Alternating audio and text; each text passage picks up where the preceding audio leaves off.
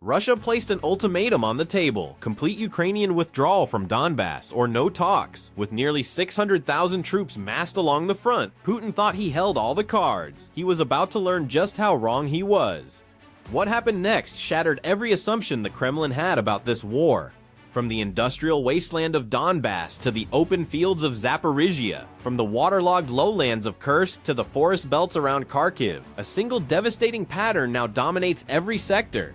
The Russian military machine isn't just stalling, it's experiencing simultaneous operational breakdown across the entire theater. The fortress belt tells the whole story. This massive defensive spine stretching from Kostyanivka through Druzhkivka to Kramatorsk and Sloviansk has become Putin's nightmare. Every assault wave crashes against these fortifications and dies. But here's what makes this truly catastrophic for Moscow. These aren't just failed attacks, they're consuming Russia's ability to defend the territories they already hold. According to United 24, Russia is experiencing its first clear net territorial loss of the entire war. Think about that. After sacrificing nearly 100,000 soldiers over 6 months to capture a tiny slice of Donetsk, they're actually losing ground.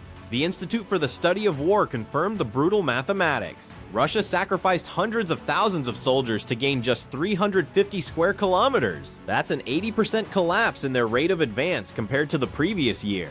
The numbers get worse. In the Donetsk region alone, capturing 53 square kilometers consumed more than 25,000 Russian soldiers. This isn't just another casualty statistic.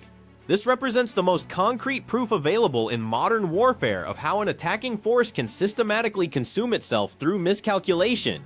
Every single square kilometer is costing Russia hundreds of lives, and their strategic reserves are evaporating before they can launch the decisive offensives they've been planning. This crisis triggered unprecedented panic in the Russian command structure. Putin's generals are now desperately shuttling their last elite formations from sector to sector, trying to patch holes that keep multiplying across the front. The 90th Tank Division, roughly 3,000 soldiers incorporating the 6th and 239th Tank Regiments, was hastily redeployed from Oleksandrivka to halt the disintegration threatening Pokrovsk. This wasn't tactical flexibility. This was desperate firefighting that left the southern sectors dangerously exposed. The Russians compounded this error by transferring even more forces: the 68th Army Corps from the Eastern Military District, the 39th Motorized Infantry Brigade. Even their most trusted elite airborne forces and naval infantry found themselves caught in this logistical nightmare.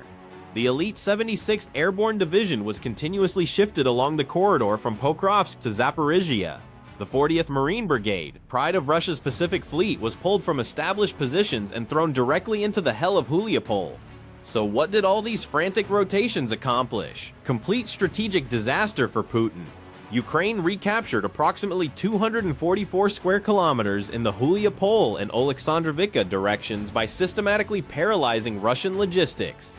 This marked Russia's first operationally significant territorial loss since Kursk in August 2024. While Putin threw his army into a dizzying rotational spiral, Ukraine liberated between 9 and 12 settlements and advanced to within 2 kilometers of the critical Huliapol to Velika Novosilka Road, rendering it completely unusable for Russian supply convoys. How did Kyiv pull this off? Instead of classic frontal assaults, they implemented a remarkably smart, low-cost strategy. Ukrainian forces systematically paralyzed Russian logistical lines, command nodes, and ammunition storage facilities with precision deep strikes. Russian logistical hubs near Velika Novosilka were targeted from 23 kilometers behind the front lines. When Russian combat units couldn't receive ammunition or reinforcements, tactical coordination broke down completely. Small infiltration groups then penetrated the scattered defensive positions, and Ukraine exploited these structural gaps with dual offensive drives that split the Russian command apparatus in two. This technological dimension fundamentally altered the rules of engagement.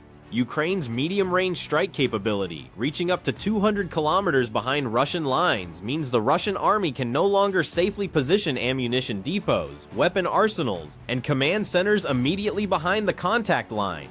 All military resources have been forced much farther back, and this geographical displacement delays critical support reaching frontline units by hours, sometimes entire days. It's operationally impossible for any army whose logistics network has collapsed to maintain offensive momentum. The fortress belt isn't just holding, it's transformed into a strategic black hole that absorbs Russia's attacking power and systematically destroys every infiltrating formation with concentrated artillery fire.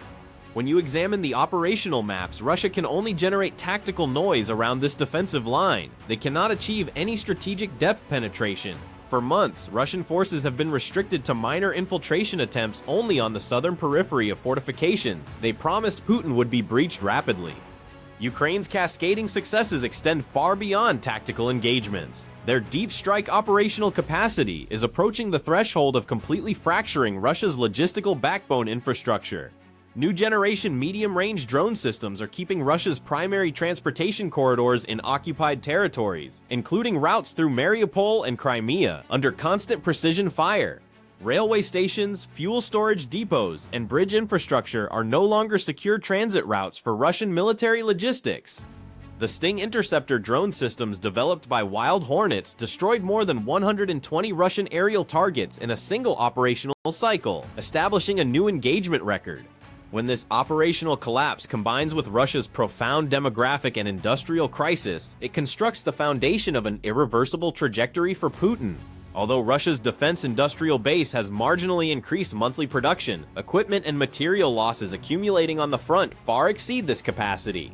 Replacing monthly personnel losses that now exceed 35,000 casualties has become operationally impossible.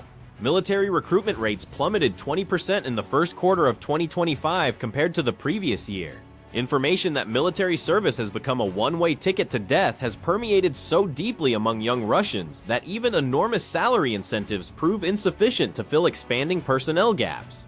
Russia remains impossibly far from compensating for the 24,000 armored vehicles lost since the war began. Manufacturing facilities, unable to access critical microchip components and advanced optical systems due to sanctions, are experiencing severe production bottlenecks.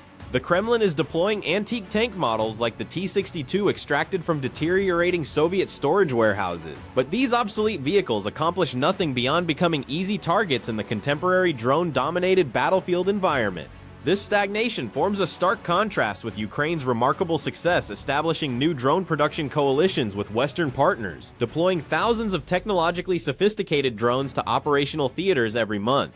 Confronted with this operational helplessness, Putin's viable military options are rapidly vanishing. The Kremlin has begun engaging in reckless nuclear brinksmanship as a final desperate card to play at the strategic negotiating table. The public displays conducted through Sarmat intercontinental ballistic missile tests and Oreshnik hypersonic system demonstrations are actually the external manifestation of deeply felt strategic helplessness, rather than genuine operational strength. These apocalyptic statements represent nothing more than psychological intimidation by an army that cannot advance a single meaningful step on the actual front lines. The gap separating Putin's grand strategic visions from brutal ground realities has never been as profound as it stands today. Russia's territorial demands are no longer declarations of impending victory, but desperate gasps to prevent a system that has consumed 100,000 soldiers from collapsing entirely under its own operational weight. Can Ukraine's tactical superiority, systematically gained by dispersing elite Russian formations and paralyzing Kremlin logistics, force Putin into genuine strategic recalculation beyond empty nuclear rhetoric? Or do these Ukrainian successes reveal the final act of this conflict?